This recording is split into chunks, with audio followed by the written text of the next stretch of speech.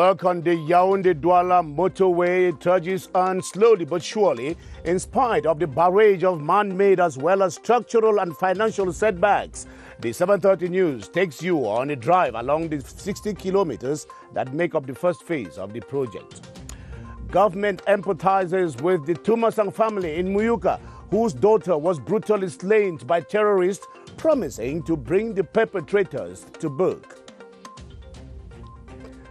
The fifth phase of the economic partnership agreement between Cameroon and the European Union is postponed barely 2 weeks after it went effectively into force, a postponement that has been blamed on the ravages of the COVID-19 pandemic. Those are our top stories. Hello everyone and welcome to the 7:30 News. I am Ben Menopufong.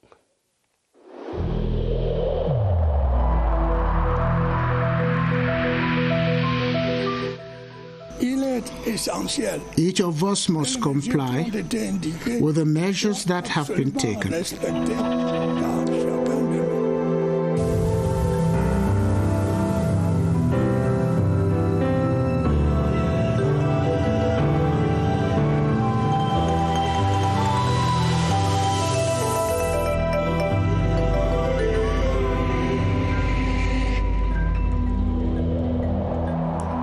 Thanks for joining us once again. We open tonight by taking you on a ride on the YAOUNDÉ-DOUALALA motorway under construction.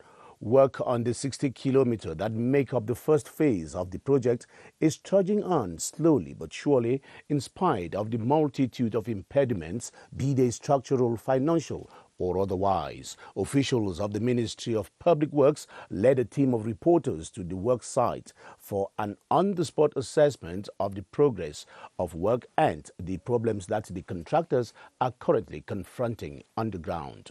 Joyce Kimbi-Fawaju was part of that trip and brought back the following story.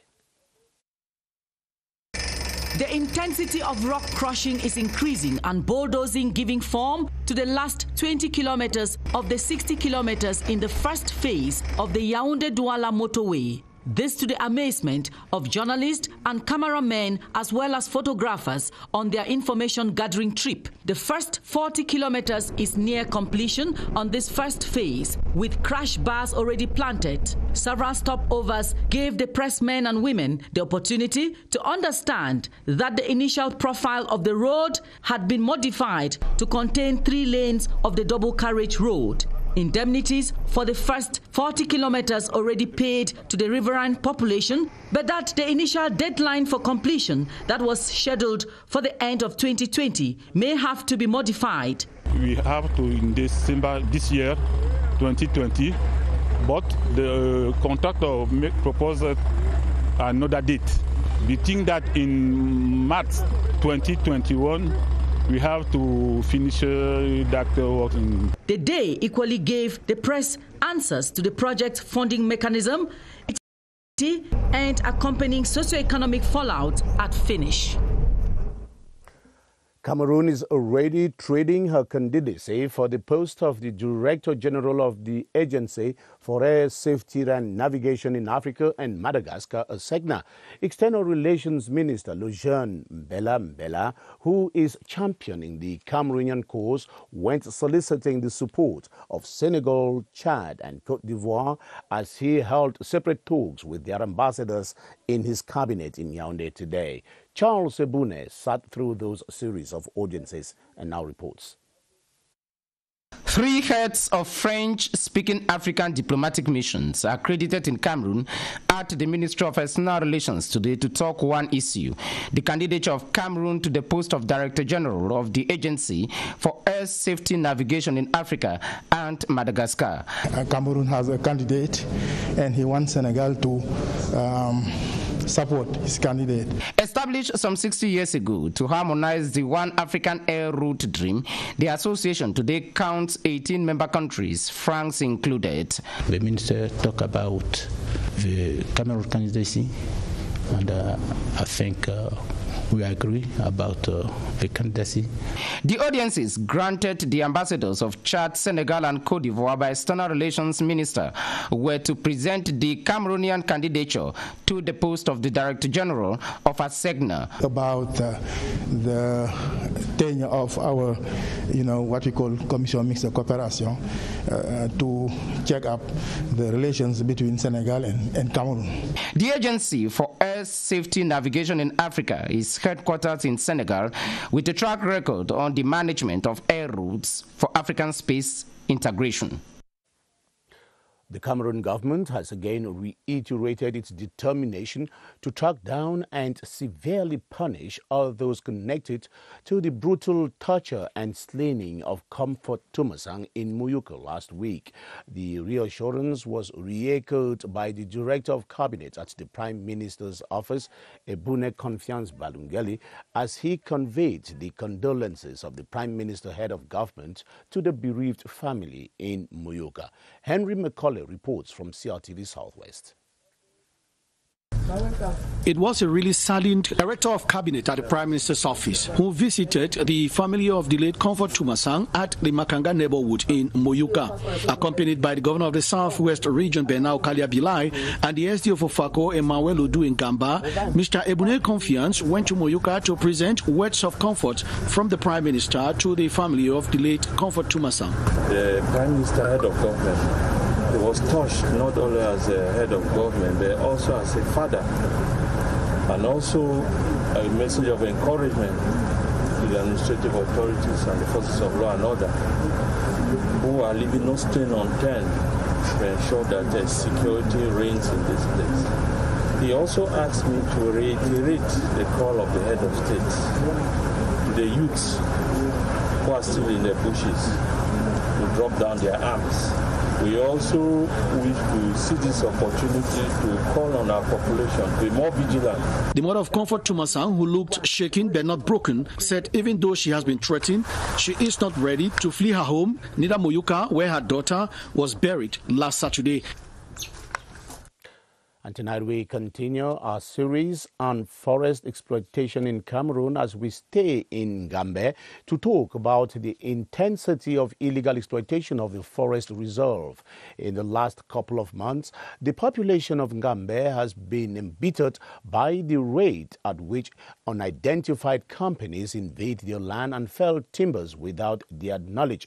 This is even more disturbing to them because these resources have live without a concomitant development in terms of roads, bridges, electricity, and related social amenities. Alphonse Abongwa Acho talked with some indigents of Gambé and now presents the intensity and impact of illegal forest exploitation in the locality.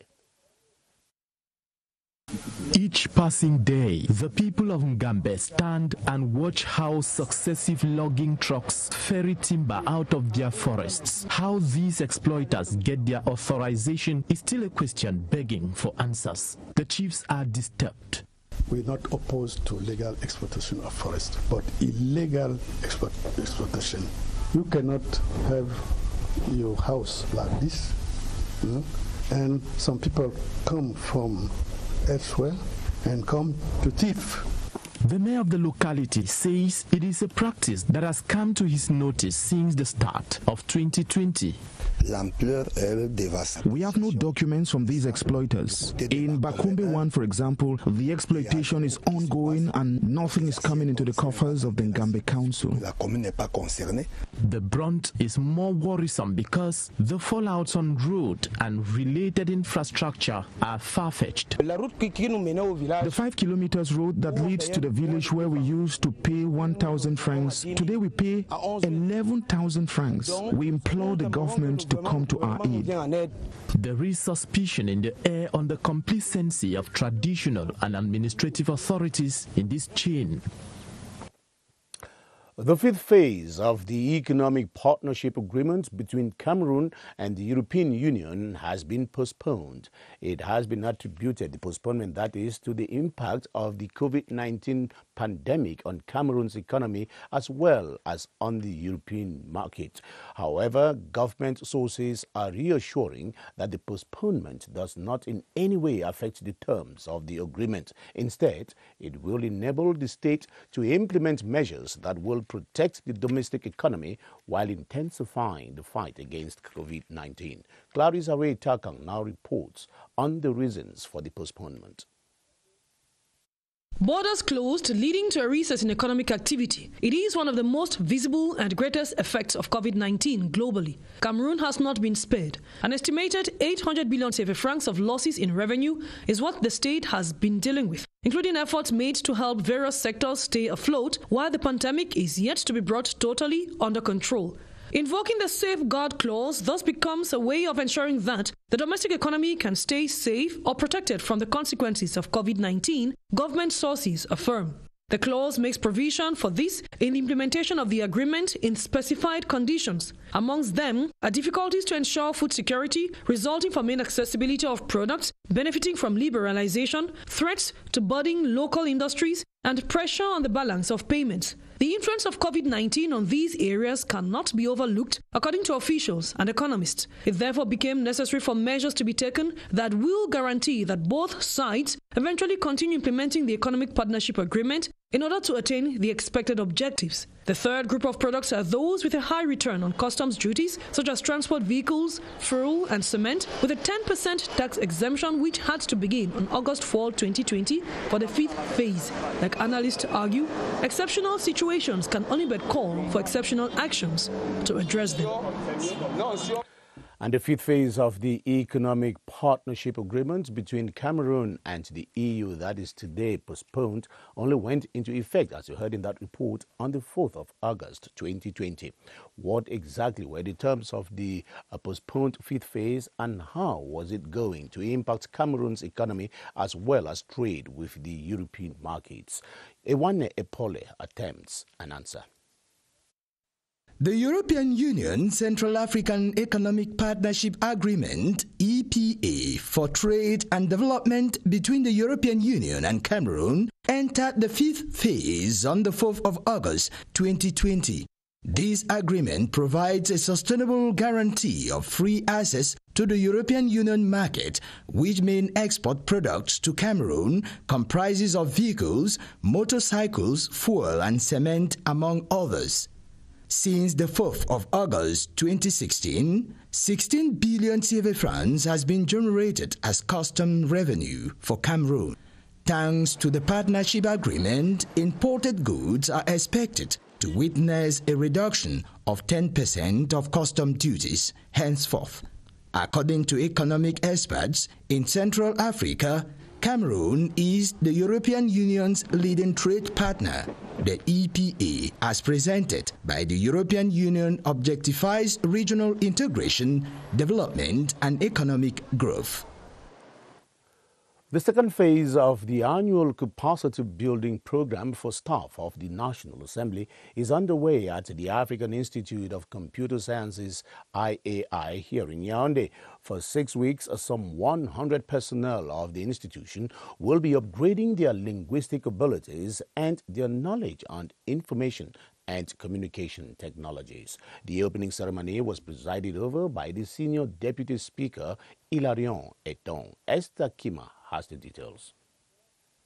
These staff are of the institution where laws are made and so must be shining examples in the implementation of Cameroon's constitution where English and French have equal status. There has been some expectations for the English and French to really be put on the same pedestal. This, the Senior Deputy Speaker, Honorable Hilarion Eton, hints, is a strong translation of the mastery of the new political dispensation and the aspirations of Cameroonians. Where we speak both languages is a factor of unity, stability and peace in our country and integration. To perfect their knowledge on bilingualism and the use of ICTs, the African Institute of Computer Sciences is joined by the Pilot Linguistic Center. To reinforce their skills as far as writing administrative reports are concerned. And it went through bilingualism a successful way, it must be through utilization of computer sciences. The objective is to promote linguistic diversity and to modernize parliamentary administration in the country. Work resumed today at the Ministry of Public Service and Administrative Reform after yesterday's bomb scare that was provoked by the discovery of an insulin bottle in the building that many mistook for an explosive device. Emanuela Vermeuil was out this morning at the premises of the ministry and observed that the quasi-totality of the workers were back in their office. The scare is over. The gate opens to a new day as workers make their way into their offices in calm. The control at the entrance is stiff just so nothing filters in. The Ministry of Public Service and Administrative Reform has regained its usual steam. Receiving and treating documents of 260,000 civil servants and state agents is their focus. Today, after visiting the ministry, I am glad that the call of the Minister for the personnel to resume work was heeded. About 90% of workers are on seat from the CGPS to the ICTs and the Human Resources departments. Even the department where the suspected object was found are 70% present. The suspected objects that led to the interruption of work turned out to be an insulin bottle. At the second floor where it was found, the occupants on seat are serene and go about their duties. A security meeting has been built for Thursday on how to better secure the ministerial structure. Thanks for watching this 7:30 news on the Cameroon Radio Television, the CRTV. We are broadcasting live from Yaoundé. The Minister of Housing and Urban Development, Celestine Kecha-Cortez, says she is impressed with the quality of work done on the low-cost houses and their accompanying structures in Marwa that are almost ready to receive occupants. She was speaking in Marwa today during a ceremony to hand over the keys of the houses to the city officials while stressing that priority should be given to less privileged persons when giving out the houses to potential occupants. Henry Tato Ekambi reports from CRTV Far North. Sekande in the far north's capital, Marwa, is now home to one of the most imposing and important accommodations in the town, the 100 low-cost houses. The houses and their associated infrastructures, like a health center, a nursery and primary school, a commercial center, and a police station, are almost ready to receive people with just some finishing touches left undone. While handing over the keys of the social housing to the concerned officials, Minister Celestine Kecha-Cortez of Housing and Urban Development emphasized that it has been done before its completion to permit the accommodation of COVID-19 patients in its health center. I'm very satisfied, and it's a proof that the head of state in the 10 region is providing to population decent housing to support the population for the modernization of their city. Madame Cortez was given a gift, and another to hand to the head of state also donated anti-COVID materials to some associations in Marwa, where she was born. It's the holiday season in Cameroon and a time that the holiday makers make good of to try their hands in other things away from studies. Most of them either opt for sports or engage in such arts like painting and music to keep time going. Raihanatu Salim made a round of some holiday camps in and around Yaoundé to see how holiday makers are engaging themselves during this period of the long vacation. A dive into the pool to swim her way through the holiday. Swimming is Kunsona's favorite holiday activity. I chose swimming because swimming is the best sport I like here. I asked my parents and they accepted. I come with my food. Others would rather play with colors or try their hands at basketball. We teach the children about drawing, to differentiate color, to be concentrated. My father sends me here every holidays to come and learn basketball. I like playing basketball. I feel free when I play basketball. At this holiday camp, it is learning, sports and entertainment. We have different activities. We have swimming, we have basketball, we have lawn tennis, we have paintings, and we have taekwondo.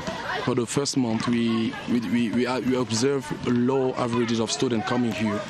But since July and August, we are seeing a lot of students coming for different activities. Elsewhere, holiday makers have opted to occupy themselves with music. From classical to folklore.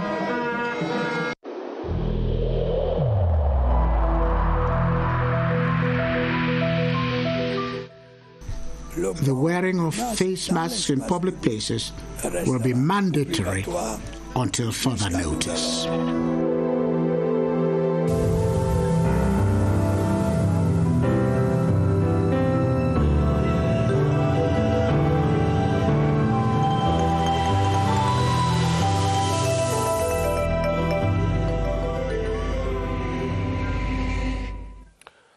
Public health experts in Cameroon have begun expressing satisfaction with the impressive mastery of the coronavirus by Cameroonians, given the impressive increase in the number of persons who have recovered from the virus. According to the health experts, Cameroon, alongside Equatorial Guinea, have had remarkable cases of recoveries from the virus as compared to other African countries that have witnessed an increase in the number of infected persons. Our reporter, Baldwin Sama, is standing by at the Public Health Emergency Operations Center with his guest, Dr. Joseph Fokam, to talk about the spread of the virus in Cameroon and other African countries. Hello, Baldwin, and your guest. If you are listening, take the mic.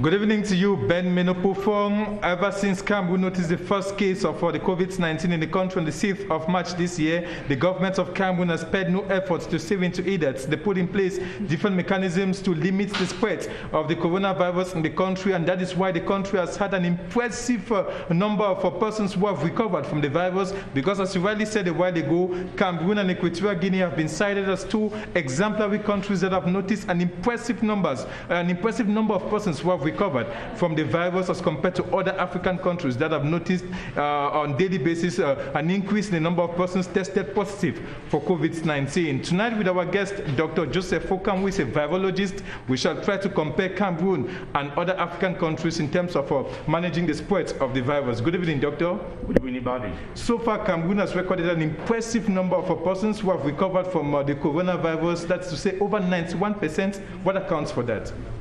Effectively, Baldwin, when we look at the global epidemiological update of COVID-19, we realize that out of the 22 million confirmed cases worldwide, we have just 67% recovery rate in the entire world. Now, when we come down to Africa, South Africa has the majority of confirmed cases, about 61%.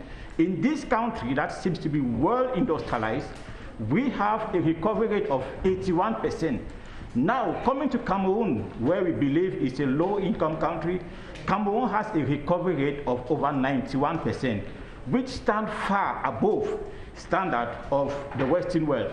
And why do we have this great recovery rate? Is because in Cameroon, we had a very early response to COVID-19 with a well-structured plan for our response.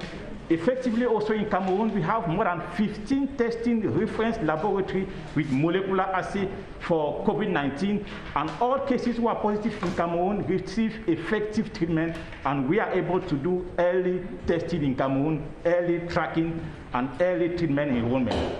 And for this reason, Cameroon actually has just 2% case fatality rate, and with just of patients who are actually hospitalized. And tell us finally, Doctor, why is there this fear of a possible return towards the number of an increase in the persons infected for COVID-19, despite the fact that we have less than 2,000 active cases in the country? Effectively, we don't have to celebrate, because during this week, In France, for example, we had 3,000 new positive cases in a day. In Egypt, we had 1,500 positive cases in a single day. Why? Because there is a slowdown of barrier measures in this country. And temperature, for example, do not have an effect on the virus. If that was the case, then in Europe, we would have not been seeing these new cases.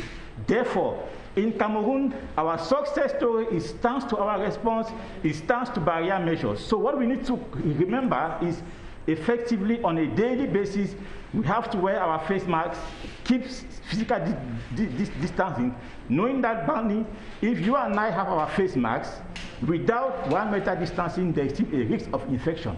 But wearing our face masks with 1 meter physical distancing, then we have no risk of infection. Thank you so much, Dr. Joseph Okan, for being our guest this evening. And one of the issues cited equally is the creation of this Public Health Emergency Operations Center by the government of Cameroon, cited by these health experts as one of the response strategy by the government of Cameroon to limit the spread of COVID-19. Back to you, Ben. Yes, the center boarding can play the trick, but you understand that strict conformity with the barrier measures will save the country from recording more cases. Thanks very much for those inputs. Let's take you now to the North region, where amongst the panoply of tourist destinations that nature has blessed that part of the country with, one of them stands out as a key attraction to those who go visiting in the north of Cameroon. We are talking here about the Garoua Zoological Park, a sanctuary of animal life that has been existing for close to 5 decades. That's our destination tonight on the discovery of Cameroon's tourist sites. Vanessa Woodnang as Namong of CRTV North is our guide.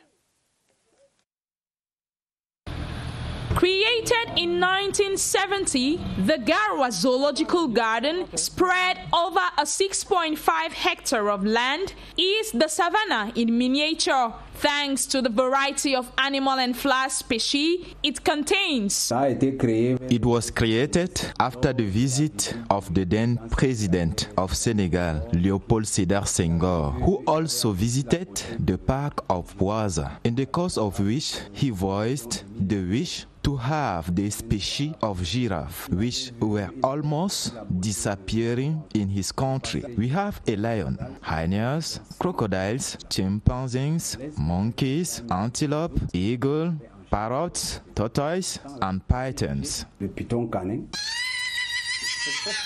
This fascinating animal reserve has for over the years been and remains an important tourist destination in the north, especially during holidays.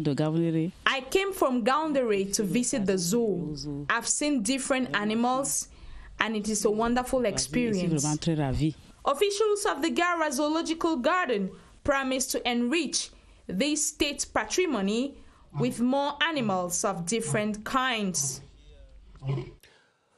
The need to protect personal data in Cameroon is becoming very crucial, especially now that most businesses and other transactions are going online. The National Agency for Information and Communication Technologies, ANTEC, has been organizing workshops with administrators of e-commerce platforms and other stakeholders in the sector on how to facilitate online data protection. In one of the most recent workshops in Idea, the director of ANTEC, Ebot Eno, emphasized the importance of data protection, particularly at this time of the coronavirus pandemic. From Douala, Scholar Maloke reports. The outbreak of the coronavirus pandemic has increased online activities as workers of some companies have to work from home. This increase in internet transactions and information storage has therefore exposed users to malicious attacks by cyber criminals, thus the need to protect their data. It is very important to protect not just the personal data, but user privacy as well. We need to put in place measures to ensure that data that circulates on the internet, the integrity is assured. During this workshop in Idea, encryption and awareness were highlighted as some of the best ways through which data can be protected. Most of these guys carry out their atrocities on the internet because people are unaware how to use the internet safely. Participants at the second workshop organized by Antique on data protection are expected to come out with more protective measures for different sectors. By so doing, they will adopt protection of privacy as a guiding principle of cyber security in Cameroon. Our time is up. Thanks for yours. See you again tomorrow, 7:30.